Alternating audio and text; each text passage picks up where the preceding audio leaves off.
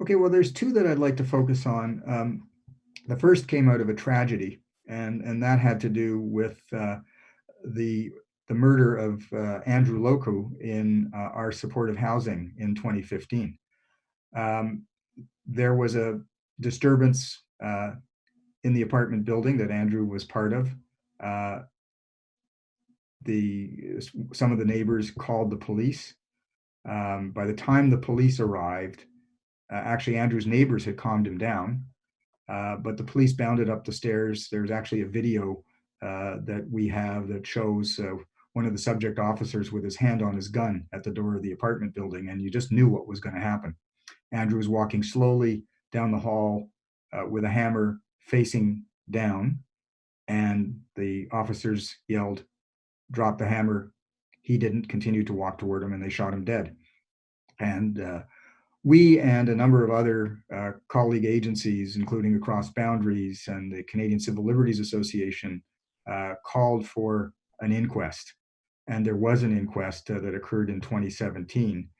And I think it was probably one of the more effective inquests because it focused on the importance of de escalation, the need to reframe the police use of force argument, uh, uh, and also how do you create capacity within Toronto Police Services and other police services to provide non-policing approaches to crisis, and we're seeing a lot of conversations about that today. So I believe that the 32 inquest recommendations that we played a big role in developing have been an important legacy. And in particular, we were able to demonstrate that it's not all about training; it's about learning from your experiences. To the credit of Toronto Police Services, they get 30,000 calls a year. Um, uh, there are only about 150, 160 instances of use of force. CEWs have made those kinds of use of force interactions uh, safer, but there's still a lot of work to be done around proper de escalation techniques because we were able to demonstrate that um, most police officers, or at least the two subject officers that we had on the stand, they didn't recall their training, and they have implicit bias against people of color.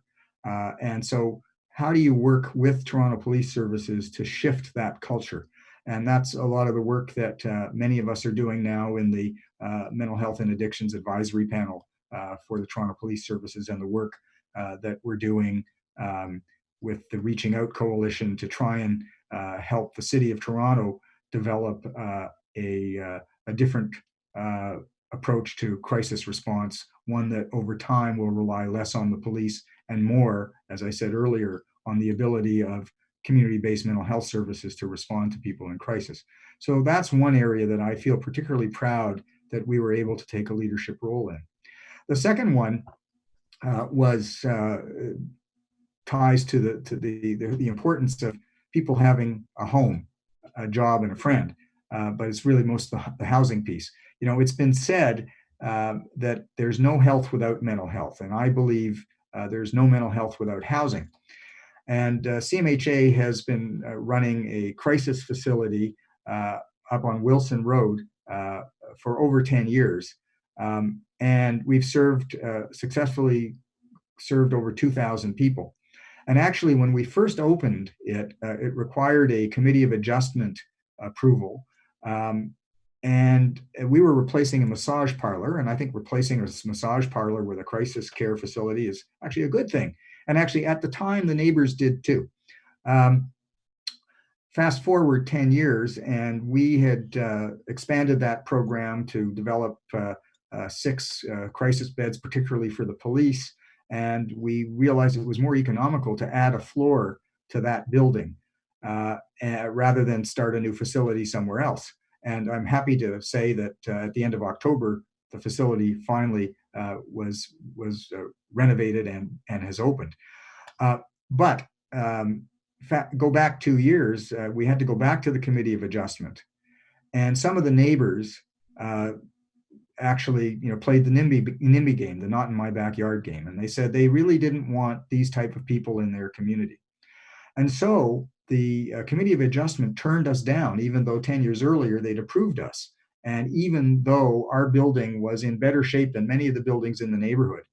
And it was quite interesting because they couched that decision in planning terms. They said, they were concerned about the height and the appearance of the building, all of which was irrelevant because we were actually not going to go any higher than most of the other buildings. And even before we did the renovation, we looked very similar, if not better, than the buildings in the neighborhood.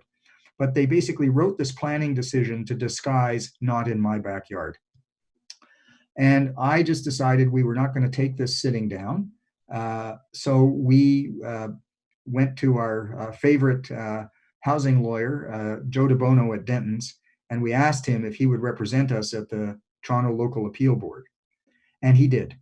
And Joe worked with Jessica Lee, our manager, to present the evidence, and just did a superb job in marshaling arguments that said, essentially, that housing is a human rights issue, and that in the same way that employers need to demonstrate undue hardship if they can't make accommodations in the workplace for people with disabilities, neighborhoods have to demonstrate undue hardship if they want to keep housing for disabled people out. And clearly, there was no undue hardship that the neighbors could demonstrate. So we won that decision. And as I said, the place opened last week, and we're going to continue our great work. But again, that notion of focusing on the rights of people, not, especially if you're a person of color, not to be shot by the police if you're in crisis, the rights of people to live where they choose in local communities. Everybody has a right to housing, and I'm very proud that CMHA, with Joe DeBono's assistance, was able to make that happen.